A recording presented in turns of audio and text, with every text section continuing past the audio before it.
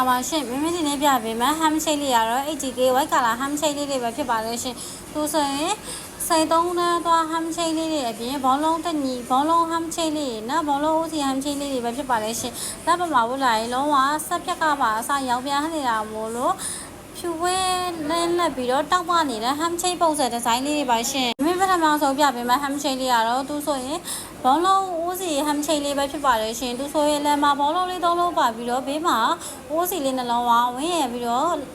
လာပါနေတဲ့စက်ပြက်လေးပါအစားလာပါနေတဲ့ဟန်ချိတ်ပုံစံဒီဇိုင်းလေးပါရှင်ဒီဟန်ချိတ်လေးရဲ့ဂရန်ချိတ်လေးကတော့ 2x2 ဂရန်ဖြစ်ပြီးတော့အရှည်လေးကတော့ဆက်ခွဲရှိပါလေရှင်ဈေးနှုန်းလေးကလည်း73သိန်း9000ဝန်းကျင်73သိန်း9000ခွဲဝန်းကျင်ပဲရှိပါလေရှင်ဟောစက်ပြက်လေးနဲ့လုံးဝလက်ပေါ်မှာဝင်လာရင်ထိပ်ပေါ်လဲဟန်ချိတ်ပုံစံဒီဇိုင်းလေးပါရှင်ဒုတိယပြပေးမှာဟမ်ချိတ်လေးကတော့အခုနားလိုပဲသူလည်းဘောလုံးဘတ်တုံးဟမ်ချိတ်လေးဖြစ်ပါလေရှင်အလဲမှာဘောလုံးလေးစက်ပြက်လေးပါပြီးတော့ဘေးဘက်ချလည်းမှာဘတ်တုံးလေးတွေဝင်ရထားတဲ့ဟမ်ချိတ်ပုံစံဒီဇိုင်းလေးပါရှင်ဒီဟမ်ချိတ်လေးဆိုရင်လည်းဂရန်ချိတ်လေးက 1.95 ဂရန်ဖြစ်ပြီးတော့အရှည်လေးကလည်း6ခွဲရှိပါလေရှင်ဈေးနှုန်းလေးကလည်း12သိန်းနဲ့1000ခွဲဝန်းကျင်ပဲရှိပါလေရှင်သူဆိုရင်ပပနဲ့ဖက်စီပုံစံဟမ်ချိတ်ဒီဇိုင်းလေးပါရှင်လက်ပေါ်မှာဝင်လာရင်လောကစက်ပြက်လေးကရောင်ပြဟနေတဲ့ဟမ်ချိတ်ပုံစံဒီဇိုင်းလေးပါရှင်